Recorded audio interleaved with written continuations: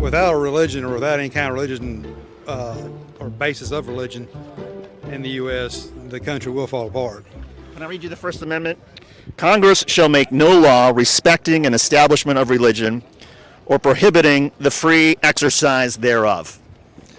Yeah, it means you can have any religion you want to, but right now Christianity, unfortunately, is on the downturn, according to the latest poll I saw. Doesn't it also mean that Congress cannot promote or deny religion? Yeah, they can, or they can't deny or promote one, yes. So if Congress passes a law or makes a declaration, we are a Christian nation, doesn't that go against the First Amendment? Yeah, kind of. Okay, before we get into what this guy is saying, can we just talk about the shirt he decided to wear? Trump supporters have some seriously interesting choices when it comes to wardrobe, but I digress. Let's get into it. Heck, Biden administration now is trying to recruit atheists to vote for him. What's wrong with atheists? Well, if they're going to find out real hard when they die what's going to happen. Oh, so if you're atheist, if you're not a Christian believer, you're in trouble when your life is over. Is that the? That's my opinion anyway. Yeah. Okay. Should that be taught in schools, or should it just be up to individual families or churches? I think once they took God out of the school system, that's the issue we have now. I mean, the CRT and the transgender BS that they're trying to push on the kids. This is a big problem in the United States. Conservatives are either unable or unwilling to reconcile with the truth, and their blatant hypocrisy on a number of issues. They claim to support individual freedoms, but want their religions pushed onto other people. They claim that Trump's legal troubles are just political persecution caused by Democrats. But they love chanting "lock her up" at rallies to this day. What were they chanting at the rallies? I think we all remember they had some pretty good chants. No, just the usual, USA, make America great again. Lock her up. Lock her up. The obvious things. Yeah. You know what I mean? Yeah.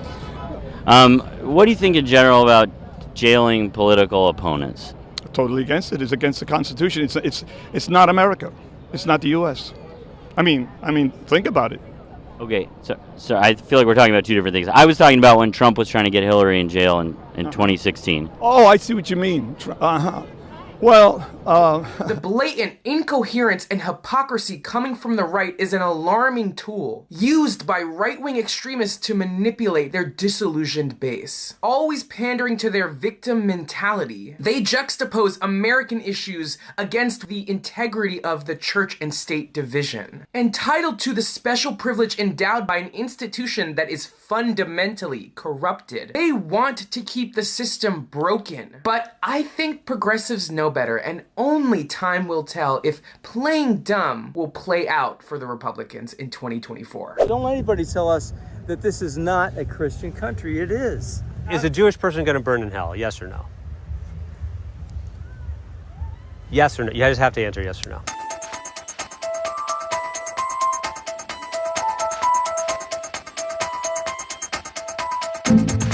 Don't let anybody tell us that this is not a Christian country. It is. Is a Jewish person going to burn in hell? Yes or no? Yes or no? You just have to answer yes or no. Devram's Jewish. Is he going to burn in hell? I'm right here. Jesus said, "I am the way and the truth and the life." So yes. So which one? You're saying yes? You're saying yes? Yes? You're framing me. Bigotry and religious intolerance is not a new problem in America. Remember this moment from the 2008 election? I'd ask you a question. I do not I can't trust Obama. I have read about him, and he's an Arab. He is not. No, ma'am. He's a decent family man, citizen that I just happen to have disagreements with on fundamental issues, and that's what this campaign is all about. He's not. Thank you. It's a problem now. It was a problem in 2008, and it was a problem long before then. For people who don't fit the white Anglo-Saxon stereotype, to practice religion freely and publicly in the United States, as directed by the Constitution, is a potentially dangerous pursuit. In the United States, religious intolerance remains a troubling issue that has yet to be fully confronted and resolved. Despite the fact that this country was founded on the principles of religious freedom and autonomy, it seems like the matter of religious intolerance would not be a problem, especially considering how pious our conservative counterparts are. Jesus said, I am the way and the truth and the life. We find ourselves grappling with systemic biases that continue to perpetuate deep discrimination. And this ignorance continues because of the conservatives' efforts to center the conversation of religious tolerance around their persecution. But here's the facts. Christian persecution isn't a thing. By failing to address these underhanded tactics, we allow conservatives to set the tone. We inadvertently enable the persecution of marginalized religious identities, allowing them to seep into contemporary discourse and policymaking. We need to be engaging in open conversations, promoting education and awareness around the issue. He's an Arab. He is not. And we need to advocate for policies that champion religious tolerance and diversity. And we need to call conservatives out and speak truth to power when it comes to the real issues facing Americans and their difficulties around religious intolerance in order to build towards a more harmonious and sustainable country. Well, I don't think there's really any such thing as a gay community, because in the Bible it says in Romans 1 why people fall into perversions, and like, you should all just thank a straight person that we're all here today on the earth and that we can all be friends. I mean, I can't make this up. Day in and day out, I ask myself, what is going on with these people where all they want to do is talk about LGBTQI people? They say, if you want to be gay, if you want to be transgender, that's your business.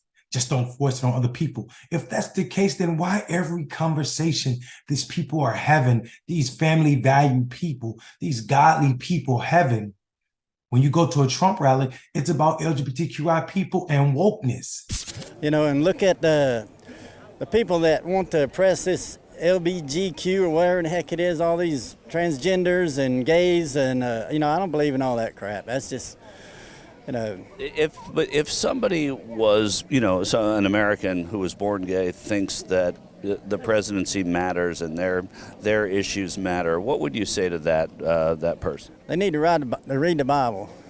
They need to read the Bible. Ain't but one thing you can believe and trust in this world today, and that's God's word. I'll tell you why.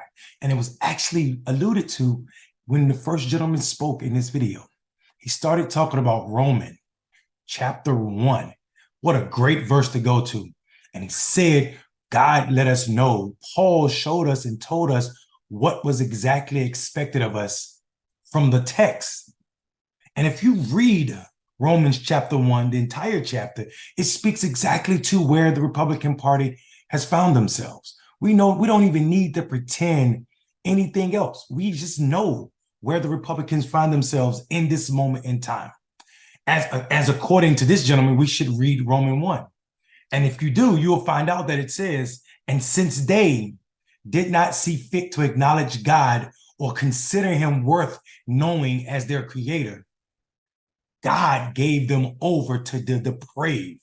What's more depraved, a depraved mind, than Donald Trump, a person who cannot finish a paragraph unless it's filled with lies? But you have a better chance of being struck by lightning than hitting a whale with your boat. There has only been, listen to this, one such whale killed off the coast of South Carolina in the last 50 years.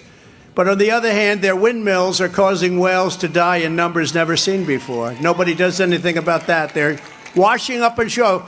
I saw it this weekend. 3 of them came up. You wouldn't see it once a year. Now they're coming up on a weekly basis. What's more depraved than this idea that we should kill generals for doing their job and stopping wars because of the things that Trump say? What's more depraved than focusing on people that may be 1% of the population, but all you want to do is belittle them, oppress them?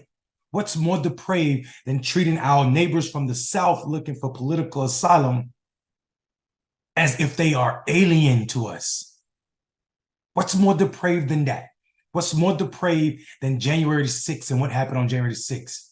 What's more depraved than Republicans using every system in this country to fundraise, all while they're destroying our democracy. Let's carry on.